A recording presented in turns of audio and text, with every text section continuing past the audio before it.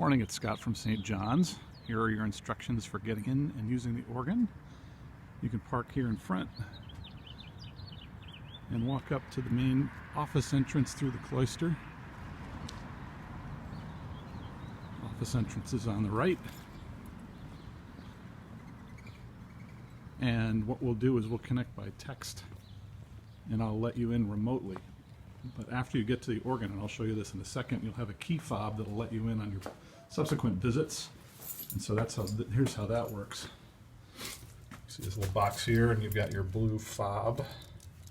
You hold it up to there and walk on in. But as I said the first time, I will let you in remotely so we can connect by text and I'll make that happen. Come on in here, down the long hallway. I've sent you a document called the Artist's Guide to the St. John's Organ, and usually I do this kind of thing by meeting. And during the COVID-19 days that we're in, obviously that's not possible. Taking a left at the end of the hall. So this is the carpeted part of Hubbard Hall, and then there's the big Hubbard Hall through there. That's the sacristy entrance over there, and here's the door into the nave. You're going to come on in here. And just on the right on your way in the door, probably barely visible at this point, is a keypad for the lighting system. And the fifth button down is called Organ Practice. You can probably see it a little bit. It's the fifth one down. You just push it once, and enough light comes on in here that makes it, let me see if I get a little bit more light going here on the recording. Watch your step going up the stairs. They're lit. And here's the organ console.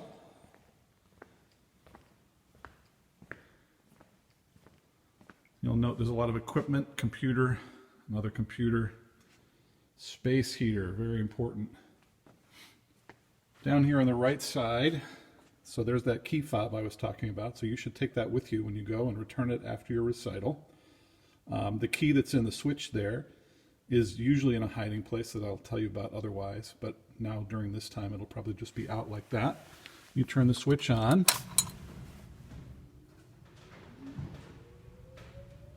Organ comes to life. That light up there comes on, the pedal light comes on down below. This music rack light is a little bit trickier. It does not come on, but it is on. It needs to be warmed up.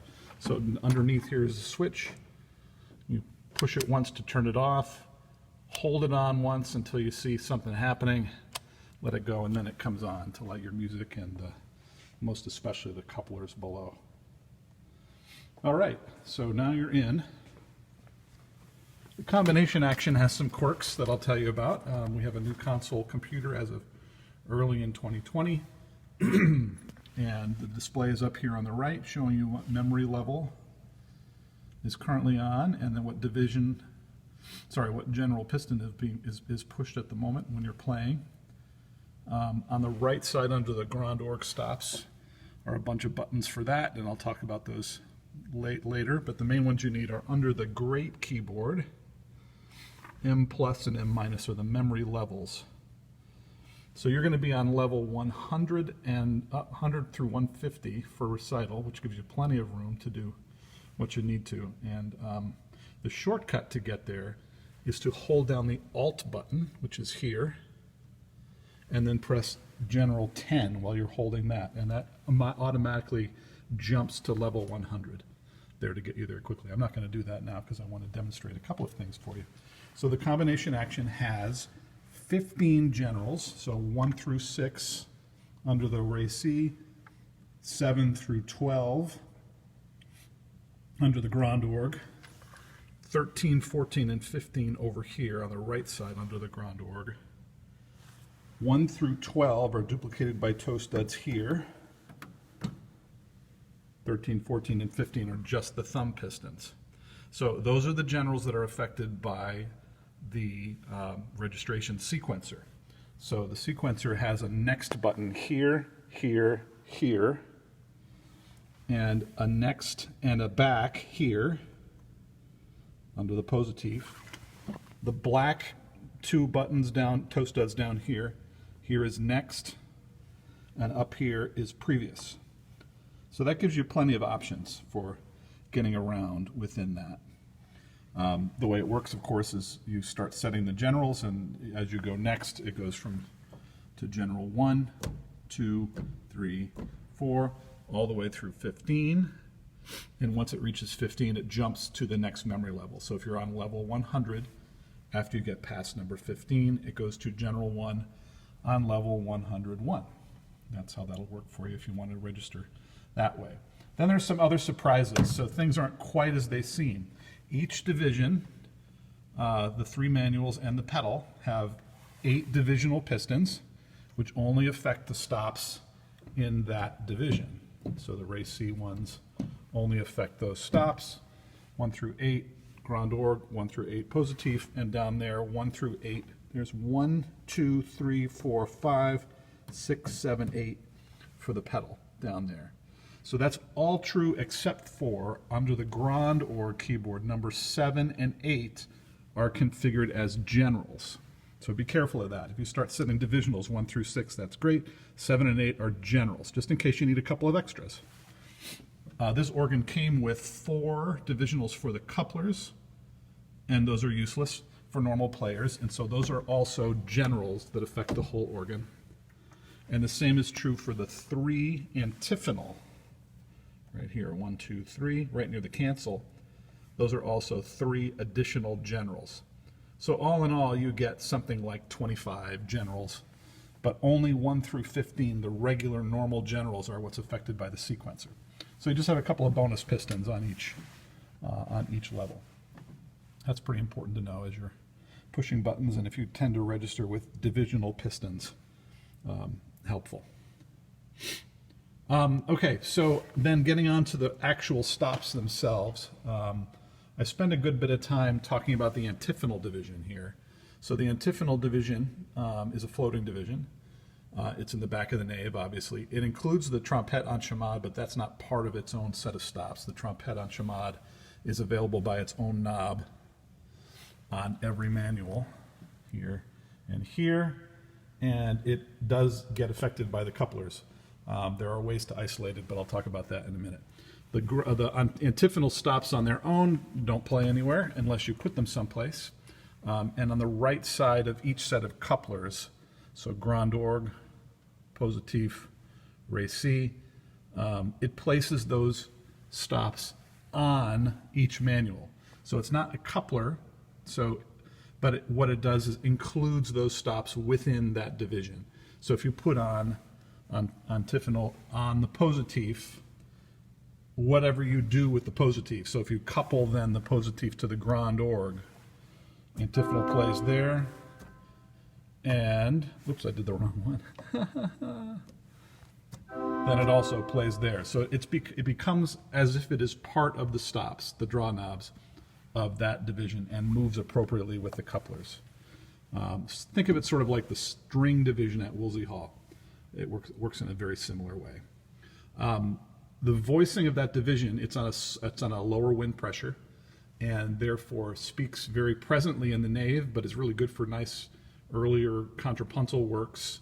But you need to be aware that this mantra and the Grand Orgue mantra, the big principle for the organ, are roughly the same volume out in the room. So here's what we hear here, and out there.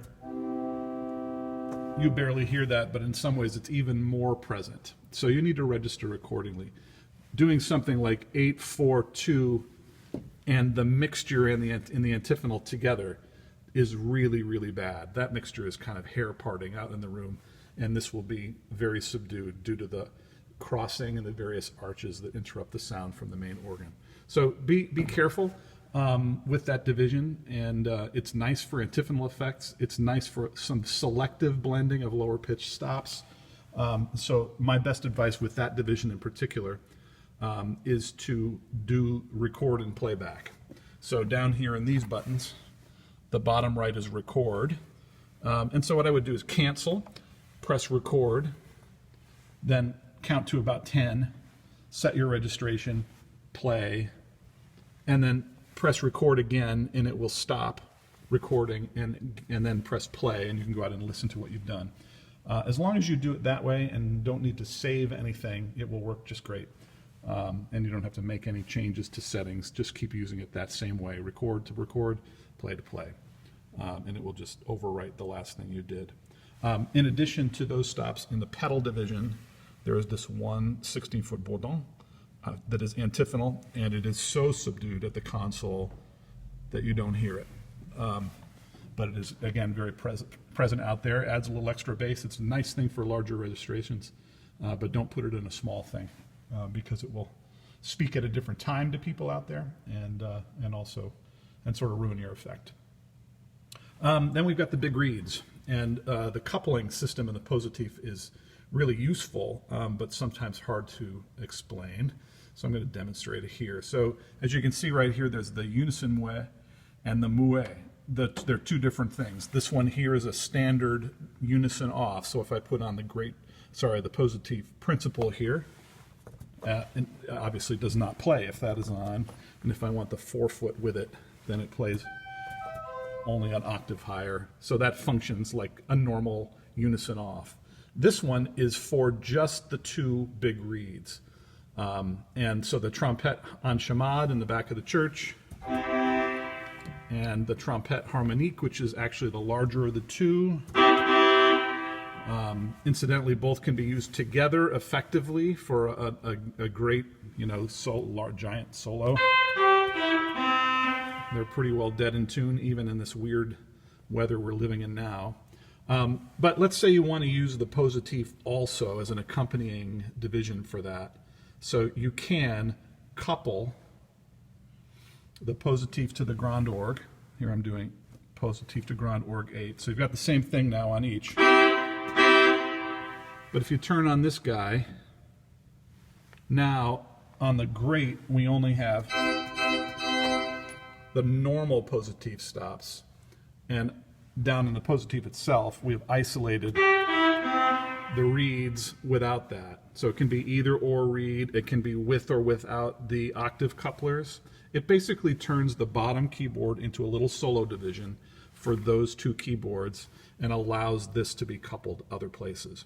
If you use these couplers, they still come through. So if you couple, for instance, I'll just turn that off so we can hear it. We just have this chamade, and I'll put that on, the bombard on the great, and couple the grand orgue to the positif.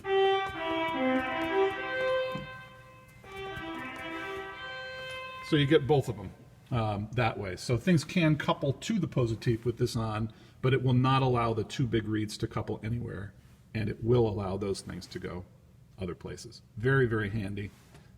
Play around with it, especially if you're going to use something that has a big solo stop in it. And finally, we have the list of MIDI stops. So this organ has a MIDI expander attached to it, a Rogers device from the 1990s. And so you can read here what MIDI Roman numeral 1, 2, and 3 are on each division. We've played around with these for a number of years. Ralph Valentine started out with them, and I've messed with them a little bit. And so they're useful, not so much by themselves in many cases, but add a little bit of interest to the organ. So starting on the great division, Grand Orgue MIDI 3 is the tuning standard. So you do have to make sure that's in tune with, and I'll take care of this for you on the day of your recital. So usually I put MIDI 3 and violon 8 on and check. It's got a little bit of a roll to it. Down here under your right knee, toward the back there, is a little knob, and you can use that to adjust the tuning. I won't do it now. MIDI 2 is a harp in the sort of Skinner style, and that's under expression with the positif, as is the cheesy, almost never used, but I have found a couple of uses for it. It's not terrible. In the positif, there's a little 16-foot English horn starting from MIDI 1, and a flugelhorn, MIDI 2. And in the positif, where the only color reed is the crumhorn, it's really a nice addition, and those are useful stops. MIDI 3 is a very wide-ranged string celeste, wide range in volume. which is really effective with the pear flute celeste. And similarly in the swell, there are 3 different kinds of slush. That's a 4-foot flute. That's kind of simmering strings. And that's simmering even more.